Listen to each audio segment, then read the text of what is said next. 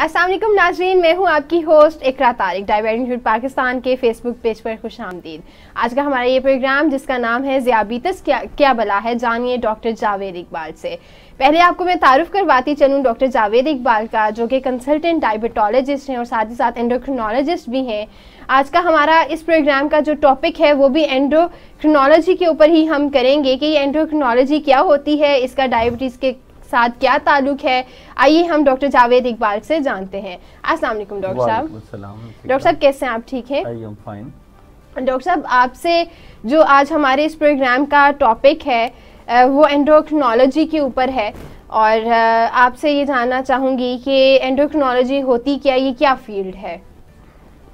देखिए, जैसे एक इंसुलिन के बारे में हम बात करते रहते हैं कि डायबिटीज़ में इंसुलिन कमी हो जाती है तो बॉडी में हाइपरग्लाइसीमिया हो जाता है और उसके नतीजे में बॉडी में कॉम्प्लिकेशंस पैदा होने शुरू हो जाती है। इसी तरह बॉडी में पैंक्रियाज का जिस तरह का एक पार्ट जो है वो हार्मोन्स के साथ रिलेटेड है, ठीक है। इसी तरह बॉडी में कई और हार्मोन्स और कई और खदूत हैं जिनको हम ग्लैंड्स कहते हैं, एंडोक्राइन ग्लैंड्स हैं। ठीक है।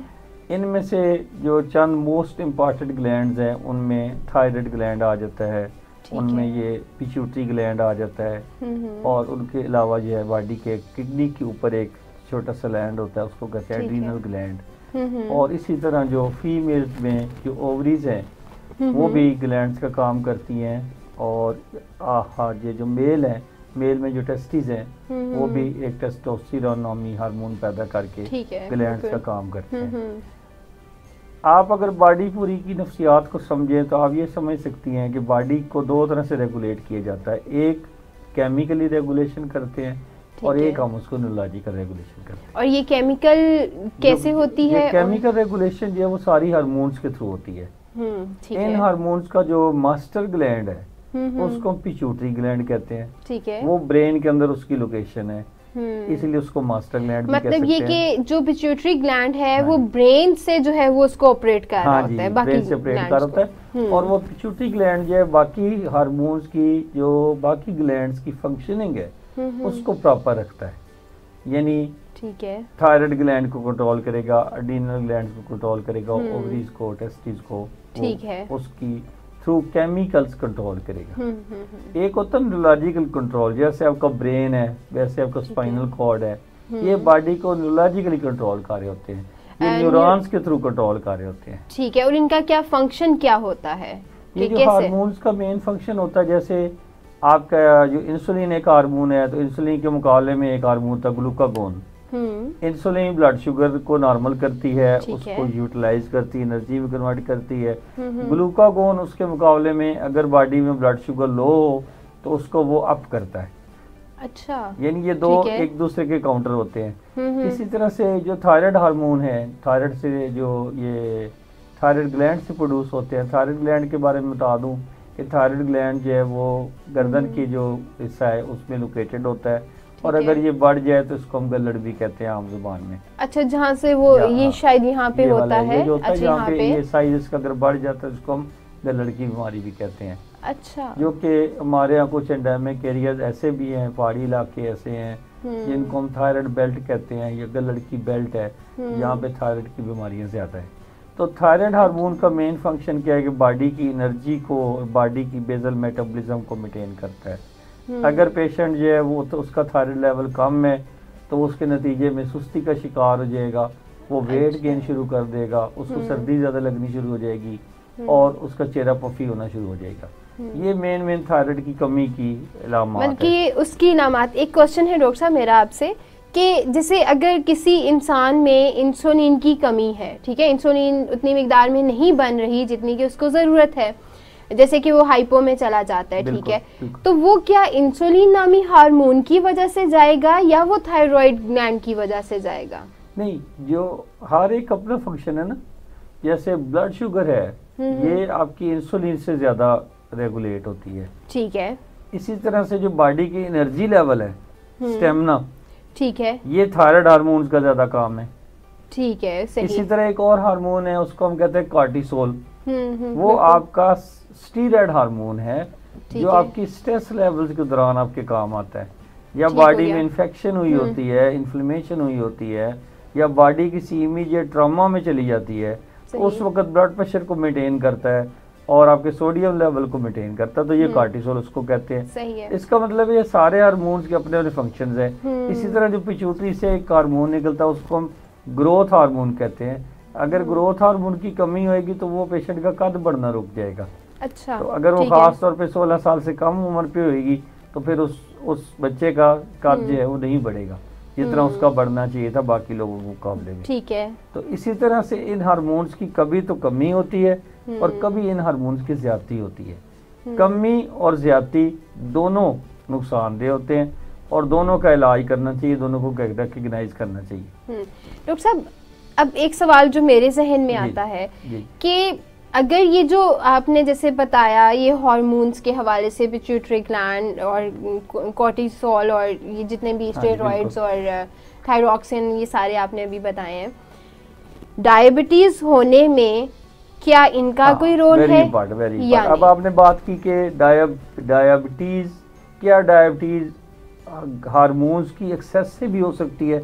एक तो ये ना कि भाई डायबिटीज होती है इंसुलिन की कमी से, ठीक है, तो ये तो कमी हो गई, तो क्या ऐसा हो सकता है कि बॉडी में कुछ और हार्मोन्स की ज्यादती हो उसके नतीजे में डायबिटीज हो जाए? इसका जवाब भी यस है। अच्छा, आप अगर ये देखें कि बॉडी में ब्लड शुगर को लोअर करने वाला हार्मोन है तो वो सिर्फ एक है, इंसुलिन, जबकि उसको बढ़ाने वाले हार्मोन्स बाकी सारे हैं। मसलन कार्टिसोल जो कि एड्रीनल ग्लैंड से आता है वो ब्लड शुगर लेवल को तेज करता है। जो ग्रोथ हार्मोन की एक्सेस होती है, ग्रोथ हार्मोन इसको शुगर लेवल को ज्यादा करता है।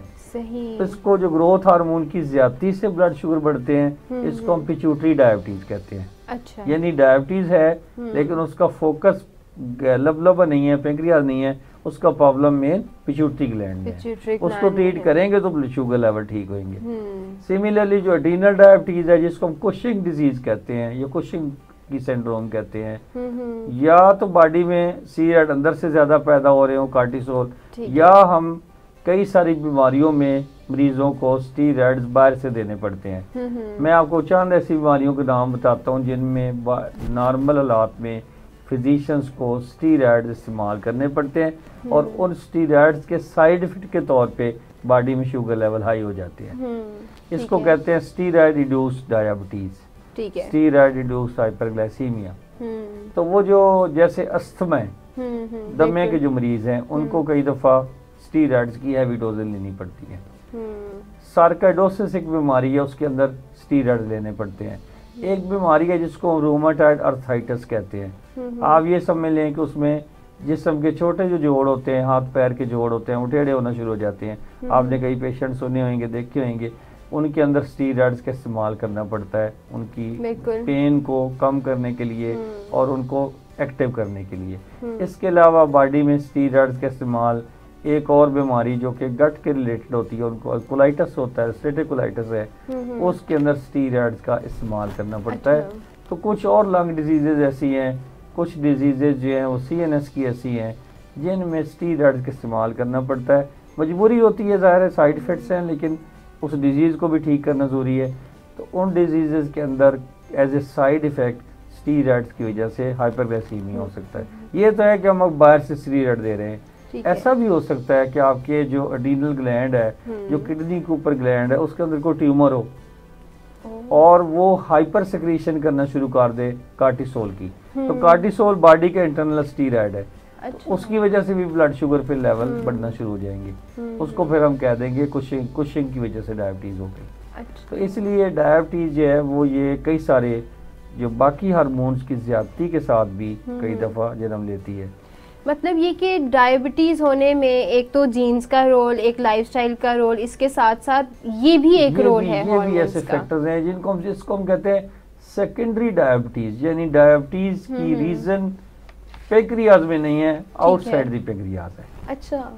और आउटसाइड दी पेंक्रियाज ये मैंने आपको 3-4 मिसालें दी हैं, जैसे कि अगर पिट्यूटरी ग्लैंड की सिक्रीशन ग्रोथ हार्मोन ज्यादा हो जाए, एड्रीनल में से कार्टिसोल ज्यादा हो जाए, तो ये सारे के सारे डायबिटीज को प्रोड्यूस कर सकती है।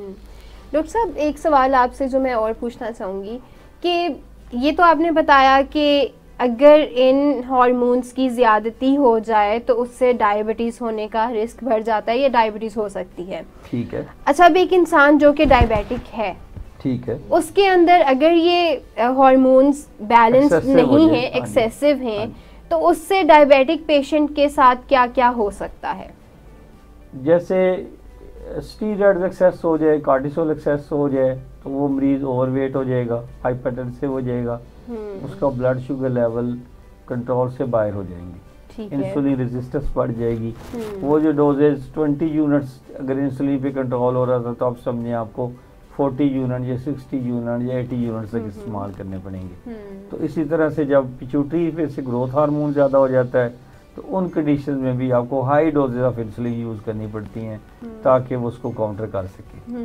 तो ये यानी जो एक्सेस ऑफ हार्मोन्स है, ये बेसिकली ब्लड शुगर लेवल को बढ़ाते हैं। चंद एक हार्मोन जिनका मैंने जिक्र किया, इनकी जब एक्सेस हो जाती है तो ये बॉडी में इनको बढ़ा देते हैं। एक और आपने फिनोमेना पे गौर किया होगा, लोगों को जब स्ट्रेस होती है, जब टेंशन होती है, आम फिनोमेना में जब जो है बहू और सास की लड़ाई होती है, बिल्कुल आपकी भी माशाल्लाह जब शादी होगी तो फिर आपको ये बहू और सास वाला मामला भी मजीद पता चल जाएगा। चलिए, आप पहले से जा रहे हैं कि लड़ाइयाँ हो मेरी? नहीं, मेरा मतलब कभी कोई स्ट्रेस हो ही सकती है ना। बिल्कुल स्ट्रेस। तो बहू आज अच्छा मियाँ नहीं है तो हम थोड़ी बहुत हल्की फुल्की बातचीत भी कर सकते हैं। तो ये जो सास को अचानक बैठे बैठे बहू के सामने बैठ के बातें करते करते शुगर लेवल, बीपी बढ़ जाता है। बिल्कुल ऐसा होता है। इसका फिनोमेना ये है कि इसमें एड्रेनालिन नामी केमिकल रिलीज होता है।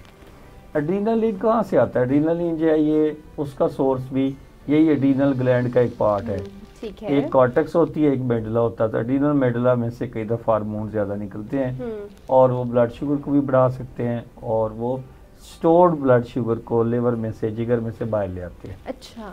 तो as a result blood sugar बढ़ जाती है।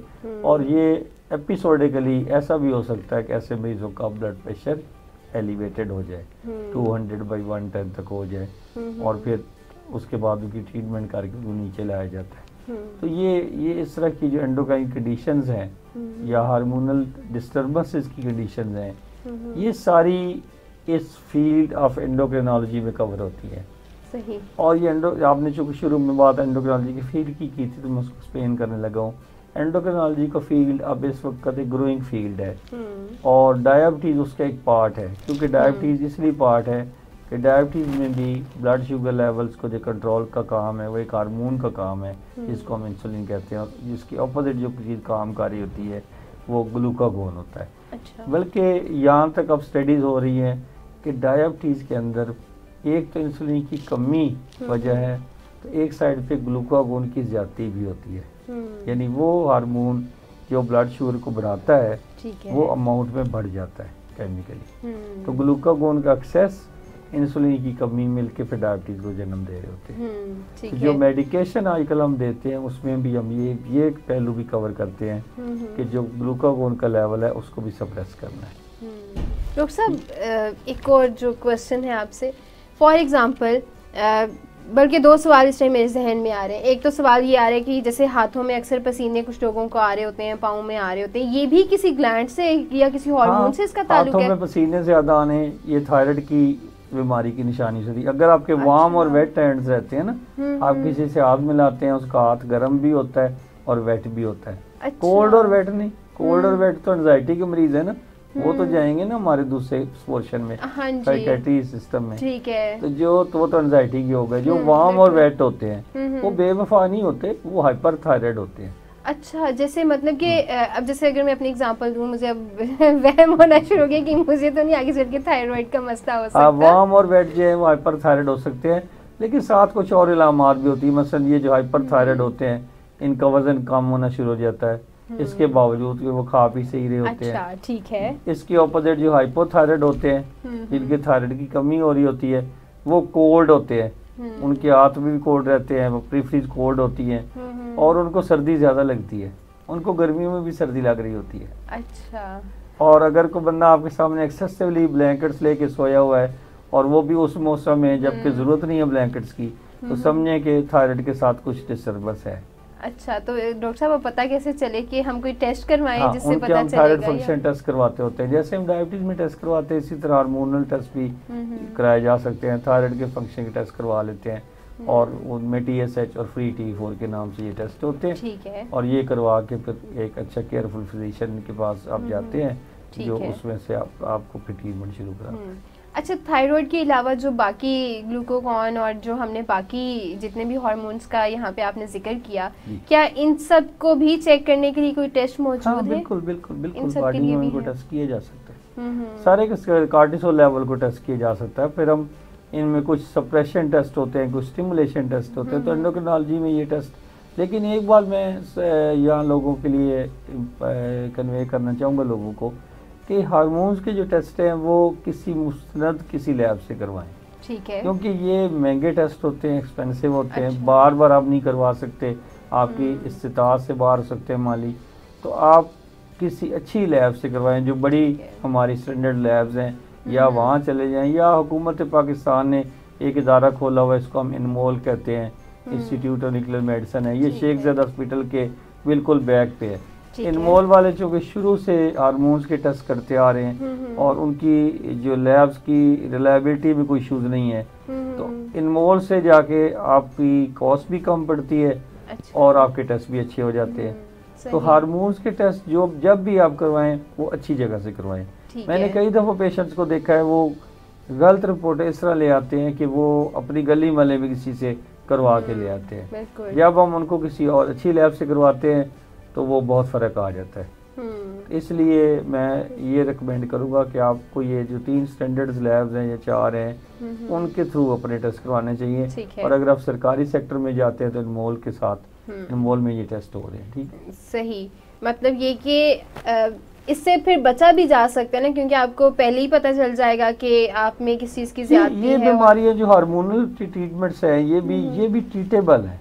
अच्छा। जैसे अगर आपकी थायरॉक्सिन की कमी है, हाइपोथायराइड है, आप लेजी रहते हैं, आप पफी हो गए हैं, आपका वेट गेन हो रहा है, ठीक है, आप थायरॉक्सिन लेना शुरू करते हैं, तो ये एक लाइफ लॉन्ग ट्रीटमेंट है आमतौर पे। अच्छा, ठीक है। और इसकी डेली एक टैबलेट खानी पड़ती है। हाँ, इनमें से कोई भी ऐसी नहीं है जिसमें आपको इंजेक्शन लेना पड़े। अच्छा, मास में ग्रोथ हार्मोन के। अच्छा, ग्रोथ हार्मोन की 2 मिनट की बात कर लेंगे, ऊपर आपका थोड़ा टाइम कीजिए। बिल्कुल। जब बच्चे ग्रो कर रहे होते हैं तो लोगों को अक्सर आपने माँ बाप को देखा बच्चे को लेके आते हैं कि जी इसका कद नहीं बढ़ रहा, या ये बोल नहीं रहा सही से, बोल नहीं रहा, ये या उसकी प्यूबर्टी नहीं आ रही सही तरह से, उसकी मूछे दाढ़ी टाइम पे नहीं आ रही, ये इस किस्म की इश्यूज के साथ थे। वहाँ पे हमें कई दफ़ा ग्रोथ हार्मोन देना होता, कई दफ़ा नहीं देना होता। लेकिन इसमें इम्पॉर्टेंट होता है कि आप एक सीरियली हम देखते होते हैं कि ग्रोथ एक तरतीब से बढ़ रही है कि नहीं बढ़ रही। ठीक है। एक दूसरा हमने ये देखना होता है कि वालिद और वालदा की हाइट कितनी है। हाइट से कैसे पता चलता है उसका? वालिद और वालदा की जो हाइट होती है जी उसमें से हमें कैलकुलेशन बना के ठीक है बच्चे की एवरेज हाइट निकाल लेते कि इस बच्चे ने इस हाइट तक ग्रो करना है। ठीक है। अब ऐसा तो नहीं हो सकता कि आपके वालिद का जो कद है वो 5 फुट हो, वालदा का कद 4 फुट 8 इंच हो और बच्चा आप चाह रहे हो 6 फुट का। ऐसा ही है। ऐसा नहीं है ना। तो एक्चुअली ये है कि हम उस कैलकुलेटेड जो है ना हाइट, जो अब मिड पेरेंटल हाइट उसको कहते हैं, वो हम निकाल लेते हैं और उसमें से माइनस और प्लस करके देख लेते हैं। अच्छा। बॉयज और गर्ल्स के लिए ठीक है। इतनी एक एवरेज हाइट है जिस हद तक बच्चा ये ग्रो कर सकता है, इतनी एक हाइट अचीव कर सकता है। ठीक है। लेकिन ये बलोगत आने के 2 साल बाद तक ही हो सकता है कि उसमें ग्रोथ हार्मोन का रोल हो। हमारे लोग चूंकि यहाँ पे अखबारों में इससे आ रहा था जी कद जितना बढ़वाना है बढ़वा लें, तो मैं बता दूं कि आमतौर पे ये सब फ्रॉड होता है। कद बढ़ने की एक उम्र होती है जब बोन्स की क्लोजर हो जाता है, कई दफा आपस में एंड्स मिल जाते हैं, हम एक्सरे करके देख लेते हैं। अच्छा। तो बोन एज के लिए एक्सरे होते हैं, उनको देख लेते हैं। तो उसके बाद ग्रोथ हार्मोन लगाने का फायदा नहीं है। और ग्रोथ हार्मोन का जो इंजेक्शन है वो इस तरह का नहीं है कि जैसे कोई आप नॉर्मल किस्म की कोई न्यूरोबयान के या मैं ये जो अपने टीका विटामिन B12 के टीके लगवाने, ये ऐसे नहीं है। ये एक थोड़ा रिस्की गेम है, आपको इसके साइड इफेक्ट्स का पता होना चाहिए। ये इसके साथ कई सारे कैंसर एसोसिएटेड होते हैं। इसको सारा एक एंडोक्रिनोलॉजी के फील्ड वालों को वो बैठ के डिसाइड करते हैं कि इस बच्चे को ग्रोथ हार्मोन दें और इसको ना दें। तो excess of everything is bad, you know. तो वो ग्रोथ हार्मोन भी एक्सेस जब देते हैं उसके प्रॉब्लम्स आते हैं। बिल्कुल, आपकी इसी ही बात से मुझे याद आ रहा है कि आज से तकरीबन जब मैं कॉलेज लाइफ में थी तो तब अक्सर ऐड आया करता था टीवी पे। वो एक ग्रीन से कलर का होता था, जूतों के बीच में रख के तो आप इसको जो है वो चला करें तो इसके चूँकि वो आपके ना पाँव के नीचे जो है वो उसके पॉइंट्स बने होते हैं, तो वो उन स्पेसिफिक पॉइंट्स को जब वो प्रेशर डलता है तो उससे फिर आपकी ब्लड सर्कुलेशन बेहतर होती है और फिर आपका कद जो है वो बढ़ता है।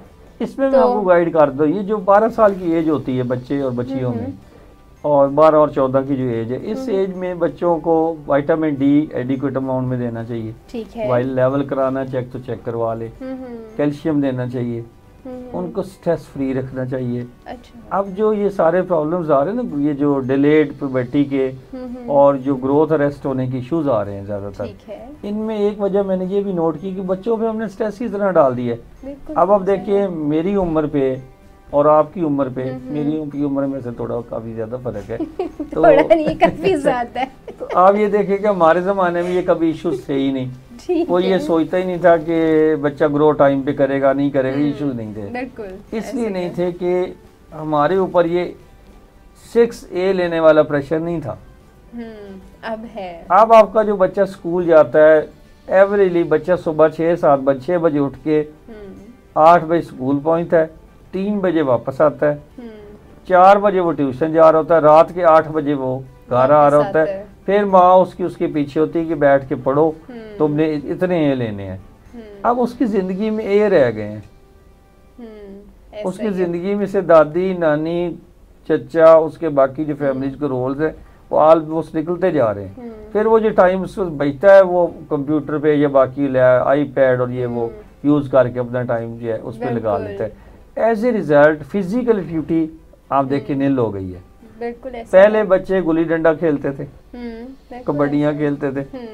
अब आप देखिए, आप मुझे बताएं किसी की मिसाल कि ये बच्चा बाहर गली में खेल रहा है, फुटबॉल खेल रहा है या कोई क्रिकेट खेल रहा है। खेलना भी हो ना तो वो लैपटॉप के ऊपर गेम्स आप खेल रहे होते हैं, फिजिकल एक्टिविटी उस तरह से नहीं है। ये जो ग्रोथ का टाइम होता है, इस पे ये सारी चीजें बड़ी इंपॉर्टेंट है।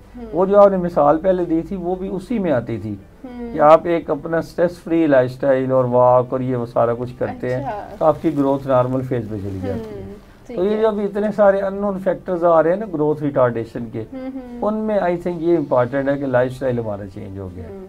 अच्छा डॉक्टर साहब, आपसे एक आखिरी सवाल, क्योंकि बार बार मुझे कहा जा रहा है कि प्रोग्राम का टाइम ख़त्म हो रहा है, तो आखिरी सवाल ये कि जो हमारी ग्रोथ है वो हमारी जैसे कि फॉर एग्जांपल क्या वो 21 की एज तक हो सकती है, 24 तक हो सकती है, उसकी जो डेवलपमेंटल स्टेज है वो कितनी है?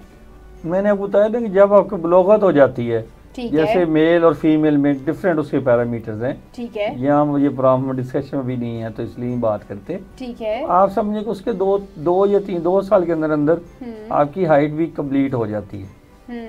अब उससे ज्यादा नहीं बढ़ सकती, जो होनी थी हो गई। ठीक है, सही। इसलिए ये जो टेस्टोस्टेरोन एक टेस्टोस्टेरोन हार्मोन होता है, बिल्कुल बच्चों की ग्रोथ के हवाले से मेल बच्चों की बात कर रहा हूँ, उनमें कई दफ़ा टेस्टोस्टेरोन लगाते हुए ये हम इस चीज़ का ख्याल रखते हैं कि ऐसा ना हो कि उनकी बोन्स जल्दी क्लोज हो जाए।